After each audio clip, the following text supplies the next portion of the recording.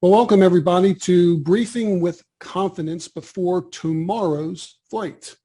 The whole idea here is to try to stack the deck in your favor.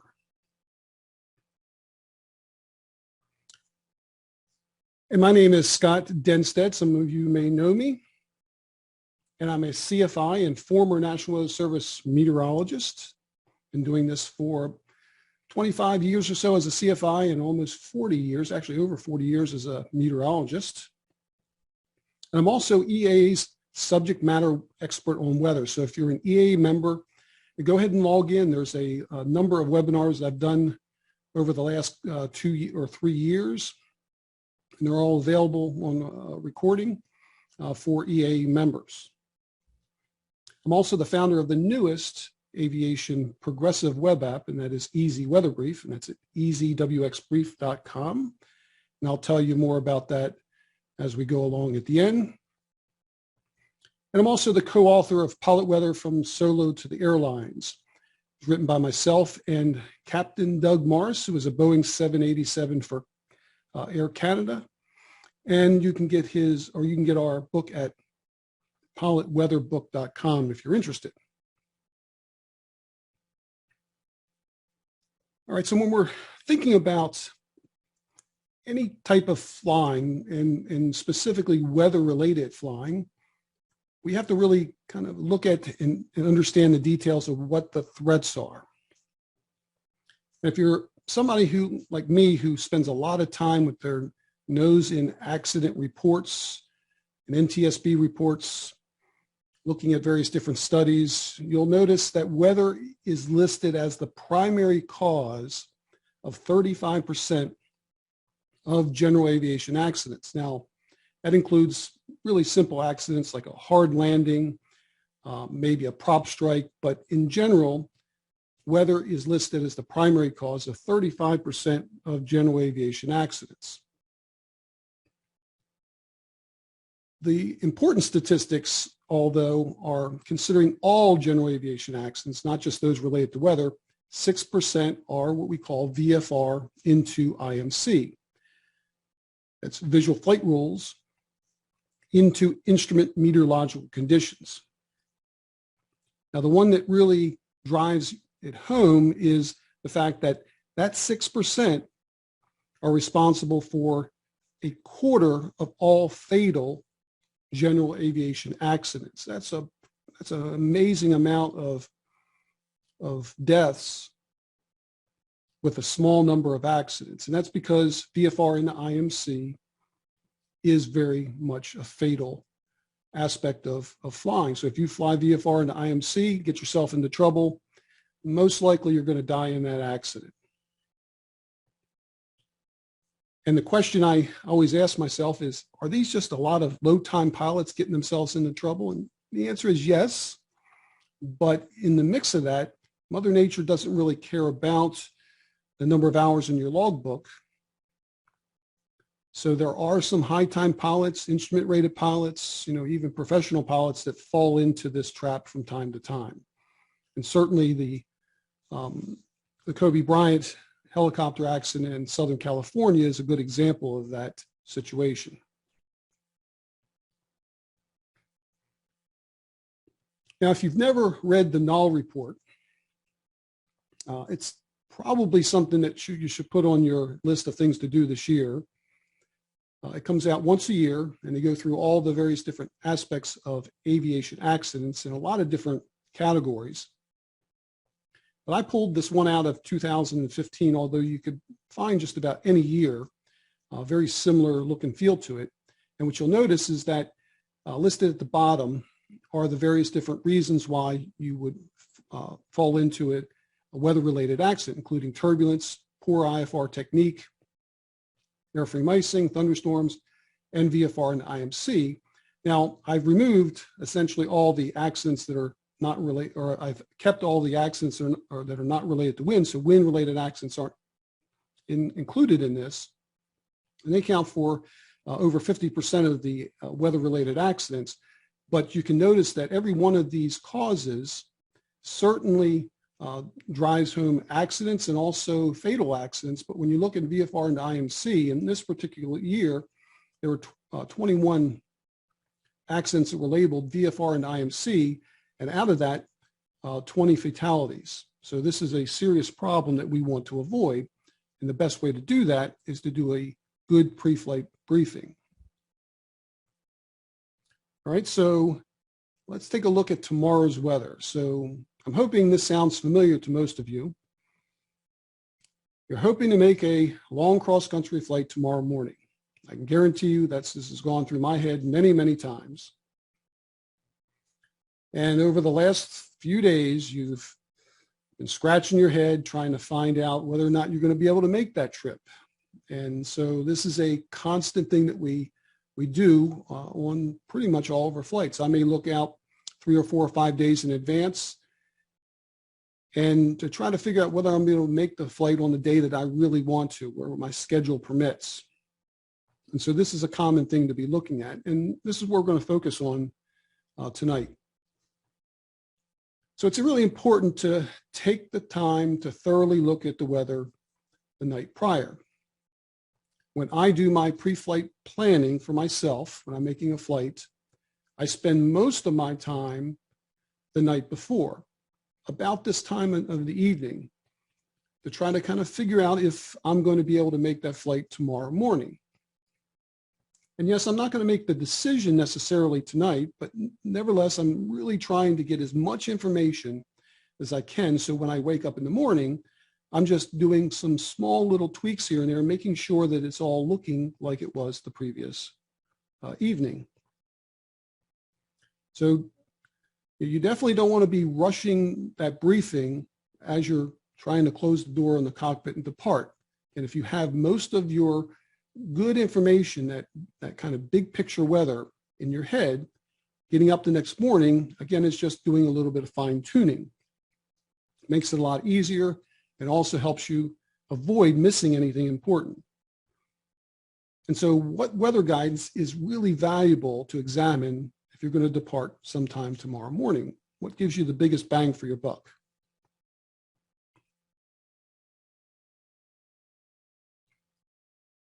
Well, when you start looking at time as the issue, is that it's really difficult to forecast certain adverse weather, such as icing, turbulence, and convection, with any certainty when you're looking out at more than 12 to 18 hours in advance. It's just really difficult to do that in terms of the science behind it. So there's a lot of uncertainty with that 12 to 18 to 24, 36 hours and beyond. However, you can get a pretty good idea of what's going to happen, where the problem areas are going to be located along your route, or maybe essentially all about timing. So we may feel for whatever reason that we can make this flight, but remember, when we're looking out at 12, 18 hours and beyond, we may be dealing with an error that's plus or minus 12 hours or 6 hours. So that means that if the front is expected to, let's say, pass through, it may actually pass through 6 hours earlier or 6 hours later than what was forecast. So there's still a lot of uncertainty in this time frame. And so the first point, if anybody's ever done any of my webinars, you're going to notice that you've probably seen this before, and that is details are really important, but the big picture weather is what rules. And so you see this accident that occurred here, this pickup truck that evidently must have flipped over the guardrail and ended up sitting there on the ledge. And there's a lot of details you can certainly pick out and try to figure out what happened. But if you're looking at the big picture, this really tells you that whoever was in that truck escaped certainly a situation where you perish to your death. But this is why it's important to look at the big picture weather and not get over focused on some of the details. One of the things I recommend to all of my students is that they avoid using rules of thumb. Rules of thumb tend to replace real analysis. And you need a thorough analysis prior to your flight to really make good decisions while you're in flight. So understanding the big weather picture is one of those things that you need to do. And certainly if you don't do a really good job, you do a cursory view, that's often going to lead to some really poor decisions in flight. So again, try to avoid those rules of thumb if at all possible. Analyze the data so that you can make those good decisions.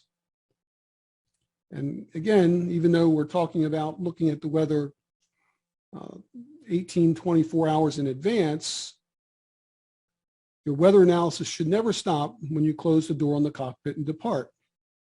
In fact, it may get really interesting at that point in time when things are changing. Maybe they weren't forecast. So again, don't drop the ball. Continue your weather analysis even into the flight.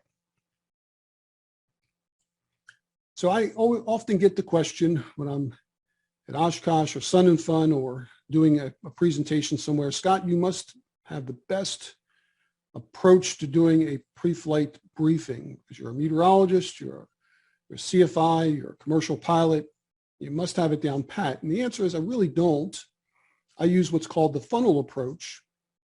And that is I tend to focus mostly on the big picture.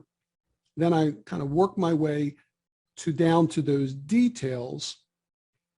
And the night before, there are not a lot of details to really look at. So that's one of the other reasons I love to spend most of my time the night before, is that it really forces me to stick with the big picture.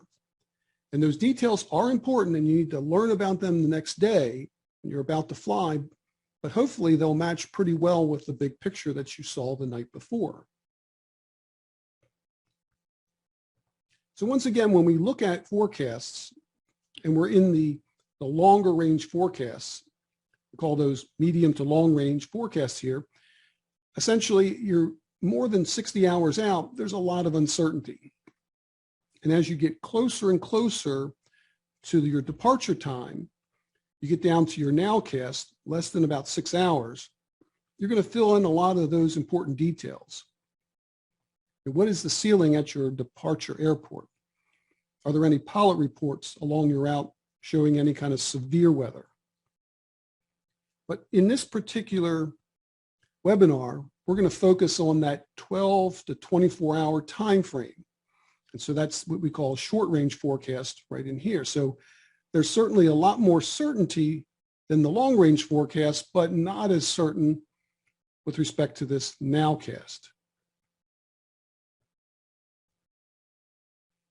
So what is not available to us 12, 18, 24 hours prior? Well, most of it is observational data. Things such as surface observations or METARs, your radar depictions, radar mosaics, satellite images, pilot weather reports. All those are observational based data and they're not available to us 12, 24 hours before the flight. Certainly we can look at those and we can start to look at trends in the weather. Nothing wrong with that, but they're not going to be as appropriate to look at when you're looking at the weather the night before. We also won't have other advisories such as the graphical air mets, SIGMETs, center weather advisories. None of those are available to us because they don't go out far enough in the future. And we can look at what kind of things are happening. So maybe if there's SIGMETs that are been issued one after another in a particular area, it's very possible that may continue over the next 12, 18 hours or so. But we don't have that information available to us the night before. So what kind of things are available to us 12, 18, 24 hours out? Well, prob charts, various different precipitation forecasts, convective outlooks, terminal forecasts, forecast discussions. If you read any of those are available as well. And various different automated forecasts. This is usually forecasts that come from numerical weather prediction models. Those are all available to us. And for the most part, all of this guidance is big picture weather. Yes, the terminal forecast, they go out 24 to 30 hours. And they're probably more related to more details, what's happening at a particular airport. But most of the data you're looking at, most of the charts, most of the forecasts are all going to be based on that big picture guide. So that's good. That really focuses you 100% on that big weather picture, which is really critical to making good decisions.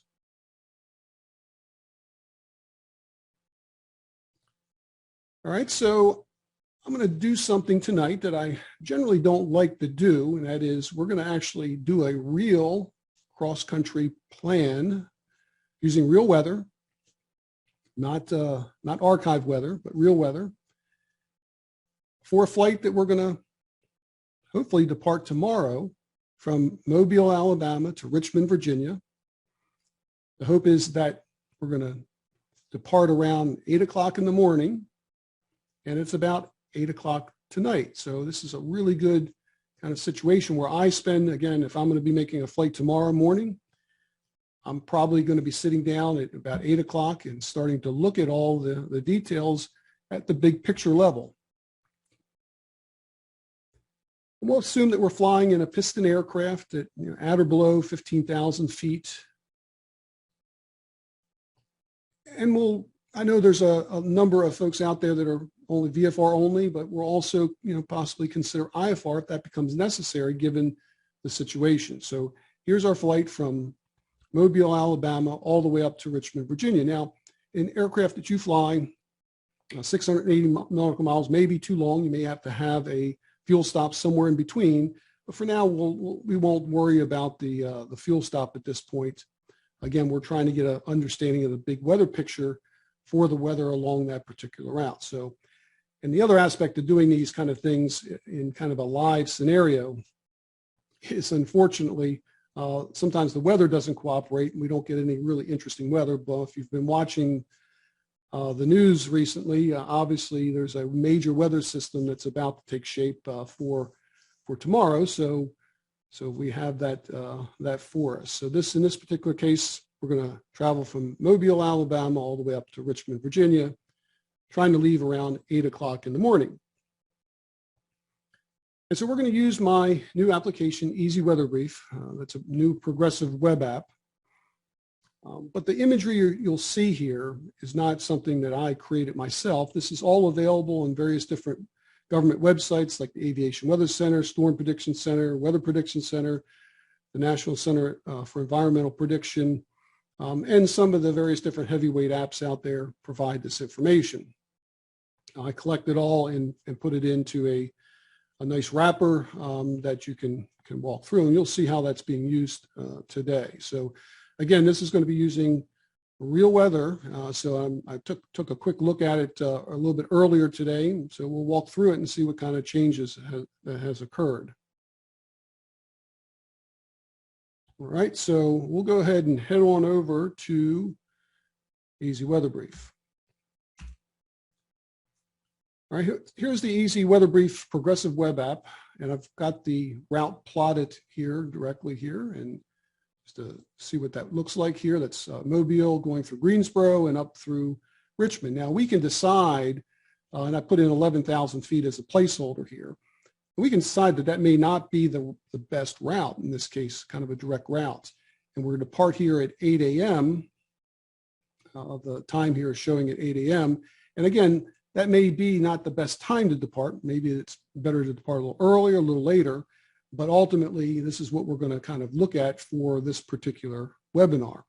As you can see right away, there's lots of wind symbols here. So it's going to be windy probably near the surface at 8 o'clock in the morning tomorrow. And certainly some IFR showing as red and even some marginal VFR conditions to the south and east of the routes. And then VFR kind of up the coastline here.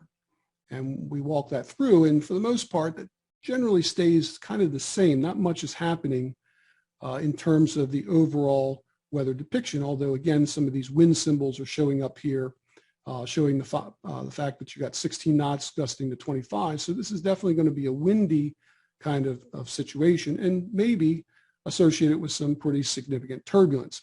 And most of the significant weather in terms of any kind of thunderstorms are occurring much further to the west. You can see the thunderstorm symbols showing up here, and even some mixed precipitation and snow all along the backside of this. But the initial wind event is probably some of the most significant things that we can see looking here. And then you can further zoom in here and even look at, let's go ahead and change this to a different map display here. I like to use the dark version. It's a lot of good contrast. And then you can certainly pull up other aspects of this and say, okay, what are those ceilings or marginal VFR along the route? So we're going to look at the forecast ceilings. In this particular case, there's the ceiling height, and kind of get an assessment for what's happening along the route at that particular time. And sure enough, all these numbers here are showing ceilings that are in the IFR category. And so this is not going to be an easy VFR trip, at least not looking at it from this perspective here. Even our departure time, let me go back to the departure time of 8 a.m. We have marginal VFR and lots of marginal VFR in the blue coloring with some IFR and even low IFR and magenta along the route. So this definitely shows us that that direct route that we're looking at is probably not going to work too well, simply because of the fact that you have those marginal VFR, IFR, and even low IFR conditions for a VFR flight that's probably not going to work. You could possibly get on top of the weather, but again, that's a lot more risky. This is probably likely to be an IFR flight. And if you're somebody that doesn't like to fly over the mountains where there's potential instrument conditions near the surface, maybe a route that heads a little bit more to the east and then finally up to the north would be potentially more appropriate. And even showing here where you see the kind of the darker areas where there's no ceiling markers showing, that gives you a good indication that there isn't a ceiling. So it could be scattered or few clouds or even clear skies in that area. All right, before we get too deep into all this, let's take a look again at the big picture weather. And I'll go to my static imagery page where we'll be able to see all the various different images associated with it. And I like to start with the surface analysis to kind of get an understanding of the big weather picture from that standpoint. Now, this is what's happened in the recent past, and what you're trying to look for is, kind of where the major weather players are. And we see up here, I'll take this back a little bit in time. So this takes us back about 24 hours.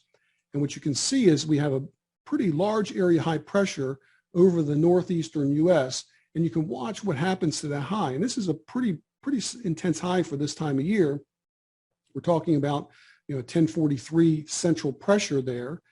That's pretty significant. And you see how that kind of just eventually starts to move and drift off a little bit farther to the east and finally kind of off the picture. So we know that the weather is moving from west to east, and that high pressure is not kind of digging its claws into the ground, not moving at all. So essentially that's going to allow some of the weather that's further west to make its way further east. And so we also see here kind of at the surface, you can see the wind barbs on this, which show a southerly flow. And we know a southerly flow off the Atlantic or off the Gulf Coast near the surface produces a lot of moisture and adds to instability. And you can even see in here, we've got some temperatures up there in the 75, maybe even a higher temperature here and there, but dew points are not, are way up there. We got some 60s and some 50s, so the dew points are not way up there. So there's probably not a lot of instability, but nevertheless, as this weather system is expected to move out of the Rockies, that's going to kind of tap into all that Gulf moisture and Atlantic moisture and develop into some pretty serious weather. And the best way to kind of see that is looking at the prog charts. I look at the prog charts that are produced by the Weather Prediction Center. Now, these particular prog charts, there's a lot to unpack with these charts themselves, but I'll just give you a quick overview. When you look at these charts, there's a number of things on them, and one is the isobars, or high pressure and low pressure centers. That's those, and the frontal systems that you see. Those are all issued by the forecasters at the Weather Prediction Center, the WPC. And you also have in this particular case, you're showing all the precipitation type that's reaching the surface, and you can see the legend out here on the left. Now, a lot of pilots I've heard say, well, you know, there's going to be heavy rain where you see the dark green. It doesn't really describe the intensity.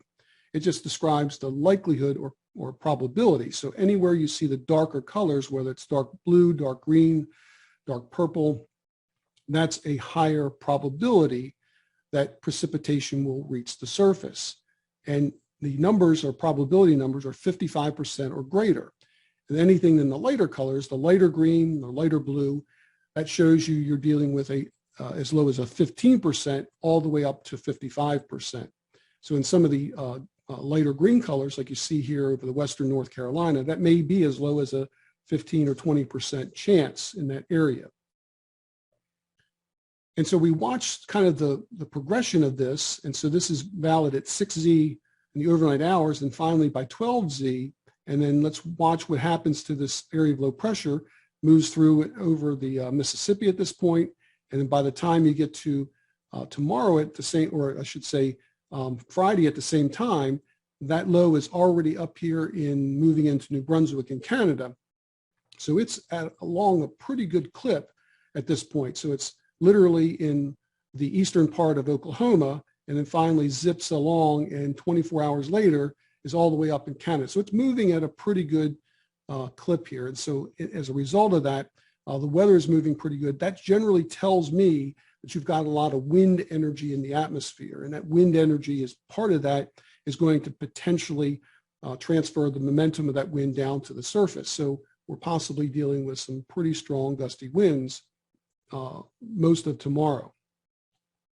Nevertheless, let's take a closer look at this. So tomorrow morning, 12Z on Thursday, that's 7 a.m. Eastern time.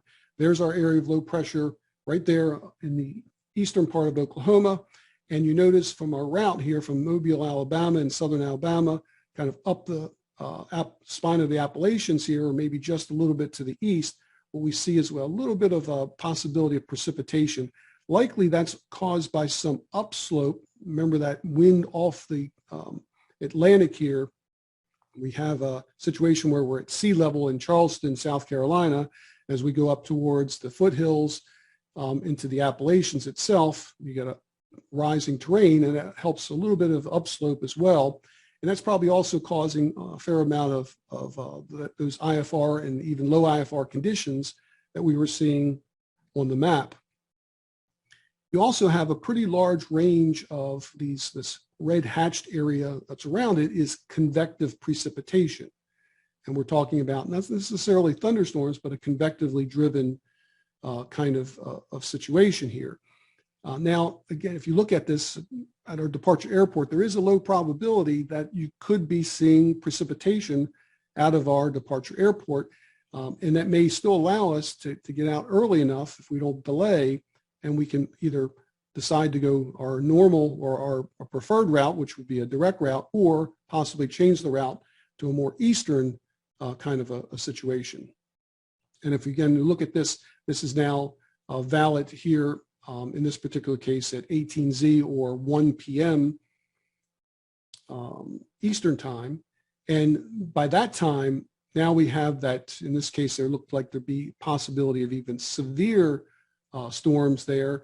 And certainly by that particular time in the afternoon, a lot of that more significant weather is moving in. So we definitely don't want to delay getting out of Mobile, Alabama as we head out. But the nice thing I see here is that entire coastal plains area from Georgia, South Carolina, North Carolina, even into Virginia, stays pretty clean in terms of any significant precip. One of the other things I like to do is also look at, because this doesn't tell you anything about intensity, what I like to look at is the QPF, which is the quantity of precip. Quantity. QPF stands for Quantitative Precipitation Forecast. This is also developed by the folks out at the Weather Prediction Center. And what we see here is not necessarily a probability, although when you look at this particular forecast, They generally don't put any kind of precipitation on this chart unless there's at least a 50% or greater chance of occurring. So it tends to filter out a lot of the low probability events. And if we watch this happen over the next 6 to 12 hours, what we see here is some really intense precipitation. And this is inches of precipitation. And if it were snow, they would melt that down to a liquid equivalent. We're talking about, in some cases, maybe even 1 to maybe even 1.5 inches in a 6-hour window. It's a 6-hour QPF, and that's pretty significant there. And again, we've a little bit of precipitation happening right here over the southern Appalachians. So, and maybe that direct route is not probably the best. Getting out of Mobile, heading maybe down towards the southern part of Georgia, and then heading up the coast would be a little bit better from that standpoint. And if we watch that weather kind of move in, so certainly by the evening hours, that route is still a fairly good opening, but down the south here, that's probably when we're going to expect the most significant weather to occur. And then finally moving in along the entire coast. So again, that weather is clipping along at a pretty good rate. The next thing I generally look at here is I look at the upper level charts. And no, this is not a chart that you're usually taught. I think it's valuable to learn. I do spend a lot of time with my students teaching them how to use this. This really tells you where the true energy is in the atmosphere and kind of whether or not there's any upper level support. And as we can see, as we walk through this, don't worry about the timing of this.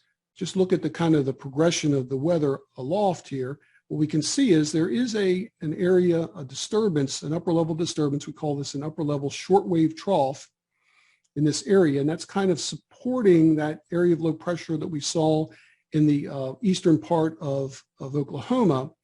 And that's where the most significant weather is generally starting to occur. But watch what happens to that trough. It generally kind of flattens out and just gets absorbed by the main flow. And so that means that essentially over the next 24 to 36 hours, that weather system is kind of in a dissipating state. Doesn't mean that it's not dangerous, but ultimately that's kind of what's happening. It's losing its upper level features. And that's why it's kind of clipping along as it gets into that strong flow from southwest to northeast. It kind of clips along pretty effectively, and eventually that entire trough kind of eventually makes its way off the coast. So it's going to, over the next period of 12 to 24 hours, you're going to see that upper level weather system kind of move in and essentially lose support. And that's why this weather system eventually dissipates as it gets closer to the coastline. But nevertheless, all day on tomorrow, essentially, if we look starting out at kind of the early morning hours, we see that most of the significant weather is off to the west and moving east with time. And by the time we get to the afternoon and early evening, then we start to see more of that kind of dropping further south and east with time and that as well. The other aspect of this too is I like to also look at the 700 millibar chart, which is around 10,000 feet. Now that's a good altitude. That's about the altitude we're planning to fly in this case. And so that's another element to this that I'd like to focus on. And it has a feature, a specific element or forecast item here that most pilots, again, don't get introduced to, but I think it's really important, and that is this red and blue area here that you see. That's what's called omega, which is the red area is upward motion through 10,000 feet, not like an updraft, but essentially upward motion. We know that air is moving upward. It's expanding and cooling and condensing out. And the blue areas are subsiding air. And so where you don't see the blue or red, you know, essentially we don't have a lot of upward and downward motion of the air. And generally speaking, that's still pretty good flying weather.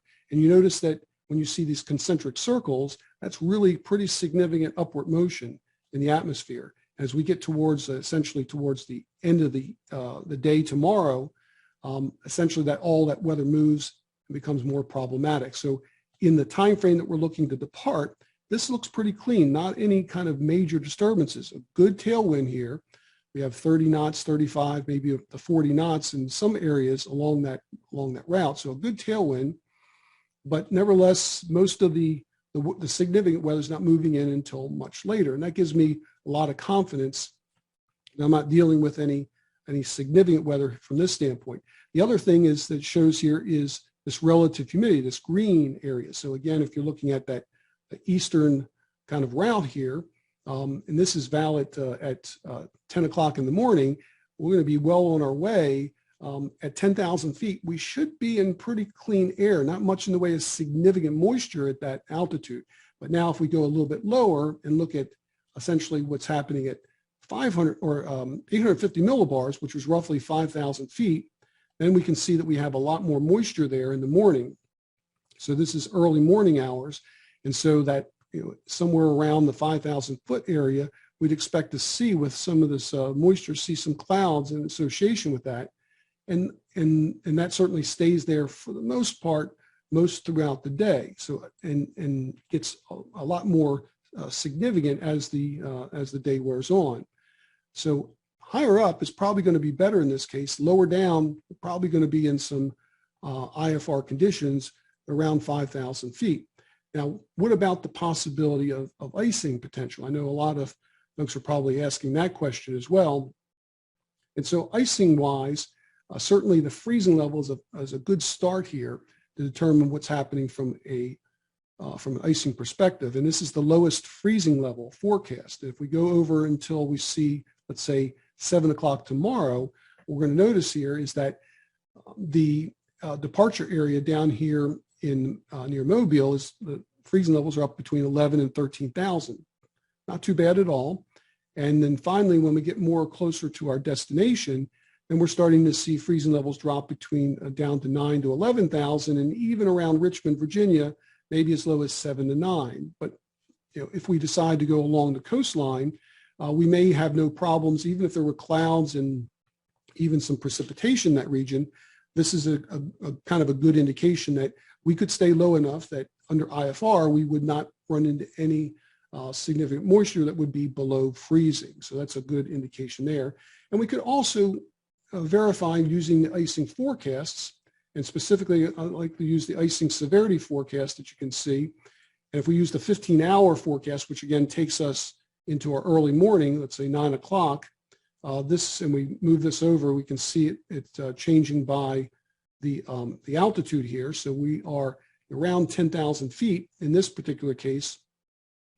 And again, looking at that entire route, really nothing in the way of icing potential at 10,000 or 11,000 or 12,000 feet. It's not really until we get much even higher, we don't see any icing, because we know at 10,000 feet, it's pretty dry using the other forecast models.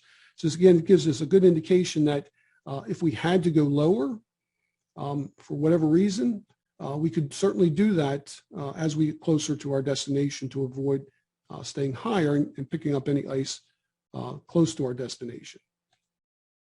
Another forecast I like to use for the convective element, we've talked about icing. We'll do a quick survey of the ceiling and visibility and such, but in this kind of situation in the middle of February, usually you don't expect thunderstorms, but in this particular case, convection is a real danger. So let's look at the day 2 convective outlook. Day 1 is today, and day 2 is tomorrow. So we're looking at the day 2 convective outlook, and this might look really bad because this is a marginal risk of severe weather, a slight risk, and an enhanced risk. And so we're talking about, in this particular situation, we're talking about really those high, strong, gusty winds that are potentially occurring near the surface. This would look like a no-go, but this is starting at 12Z tomorrow morning, so that's at 7 a.m. all the way through 7 a.m. the next day. So 7 a.m. on Friday. So that's not really necessarily going to be representative of the time. The only thing is that the white areas give you a good indication that you're probably not going to be in any significant convection if you're in the white areas, but our trip, unfortunately, is in this marginal risk area throughout the route itself. But it would be better to then kind of drill down and use a higher temporal resolution product. I use the 3-hour thunderstorm probability forecast from the short range ensemble forecast. And this allows me to look at a 3-hour period here. So if we kind of roll this over until 10 a.m. tomorrow, it's the 7 to 10 a.m. period. We can see that still, again, most of the convection, the thunderstorms, are going to be farther out to the west. It's not until we get maybe a little bit later on, this is in the afternoon hours, now we see some of that, the probabilities going up pretty high and kind of, getting really close to our departure airport here in Mobile. So in that case, we definitely don't want to be running too late. We want to get out as early as possible. But that all falls apart as that weather system kind of tears apart from the upper level weather system that we saw. So there is certainly a threat that if we're running a little bit late, that weather system is going to move in and produce some pretty serious areas of convection into the southern Alabama region and to the panhandle of Florida. One other product I like to look at is all the various different simulate reflectivity forecasts. And specifically, the one I kind of gravitate to is this WRF-ARW model. Don't worry about that in terms of the model, but this is on the Storm Prediction Center's website. But if you look at this, this also gives you kind of what the NEXRAD image might look like. And for me, I love looking at NEXRAD images. I can do a really good job of understanding, based on what I see on a regular NEXRAD image, this is a forecast, a simulated reflectivity or forecast radar depiction of what it will be like in the future. And it's pretty darn accurate here. And so what we see in this particular case is certainly the higher reflectivities that we see back here where you have the most serious weather. But you do see that area of weather that we saw in the western part of North Carolina into Georgia and South Carolina. And this is kind of like a speckled look. For the most part, that's probably driven a lot by some of that moisture that's riding from the south and riding up some of these mountains here, producing really more, not really as much in the way of precipitation, although you could have some sprinkles in that area, but I would not necessarily think about it as being significant amount of precip. But you can see here, these are kind of called cloud streets. These are really probably not really precipitation, but the model is trying to tell you there's a lot of moisture kind of being pulled in from the south. The winds are likely from, in this particular case, likely from the south to the north. And that's drawing in a lot of that unstable, moist air. And as you can see, that kind of moves forward and develops into this kind of thin line. But by that time, this is 2100. This is well into the evening hours. And so once again, if you look at it from the standpoint of our departing sometime around 7, 8, or 9 o'clock in the morning, for the most part, again, it looks a little bit better for us to take that more southerly route or more easterly route first and then head to the north from that standpoint. Another product I like to look at too is this HREF model from a convective standpoint. In this particular model itself has a great tool, especially again in a time frame where we're dealing with convection. This will look a lot like, in terms of how it's look and feel, it would look a lot like a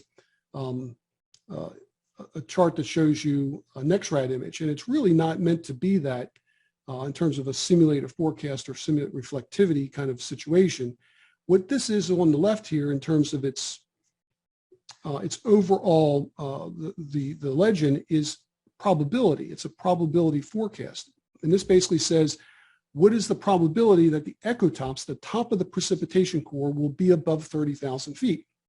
And we know when that precipitation core gets really high in the atmosphere, as a result of that, you're probably dealing with some deep convection and therefore some thunderstorms. And we can see in this particular case, none of that occurring at all at the time frame we're looking to depart early in the morning. So most of that, again, is farther out to the west and shouldn't impact us in this particular case. And it all falls apart eventually, as you see, as that upper level weather system kind of tears away from the surface-based system. And last but not least, we'll look at the possibility by looking at the let's go up to here and look at the Gridit lamp forecasts. And specifically, let's take a look at the ceiling forecasts and the visibility forecast, and then we'll answer some questions. So this is from the Gridit Localized Aviation MOS program. This is the MOS product. This gives you a good indication of, in this case, we're looking at ceiling, of what the ceiling heights are going to be like. So certainly, again, if you're looking at this, look at the top here, you'll see that anywhere you see the purplish colors, we're dealing with ceilings that are below 500 feet. The reddish areas are IFR conditions. Then you get yellow and blue for the marginal VFR.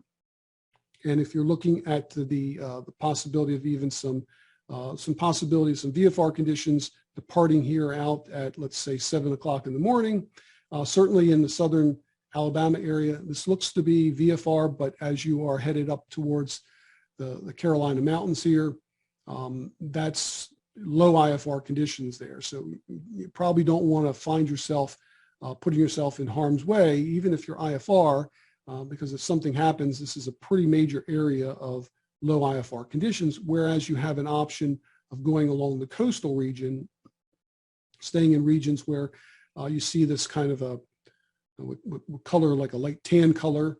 That area shows you ceilings that are at or above 12,000 feet, so basically clear below 12,000, which is perfect for us when we're looking at making a flight that keeps us out of adverse weather.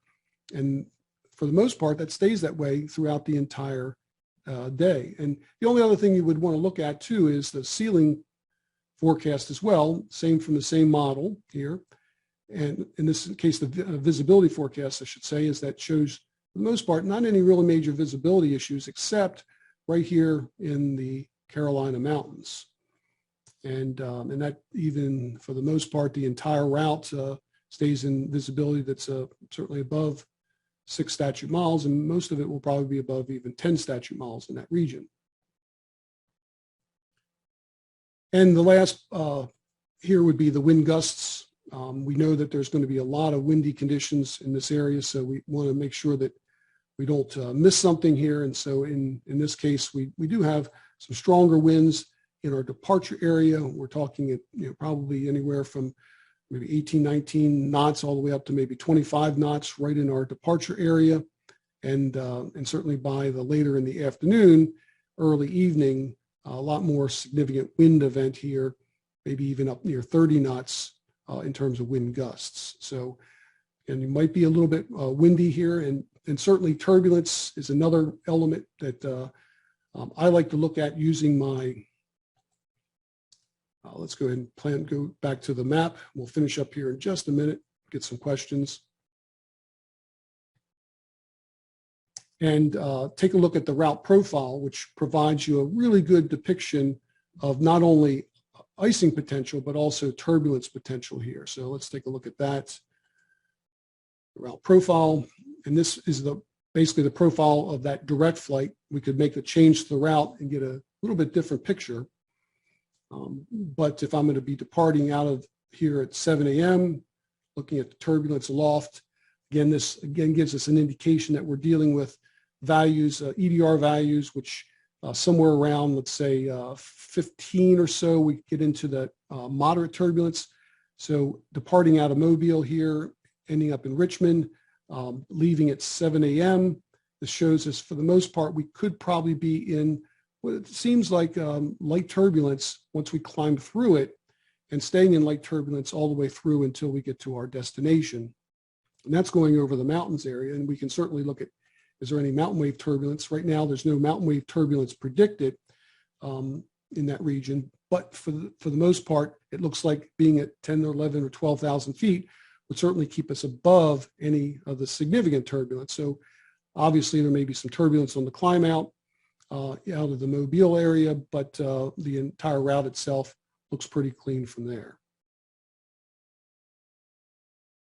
Okay, we'll go ahead and take any questions now. And here's my website, EZWxBrief.com.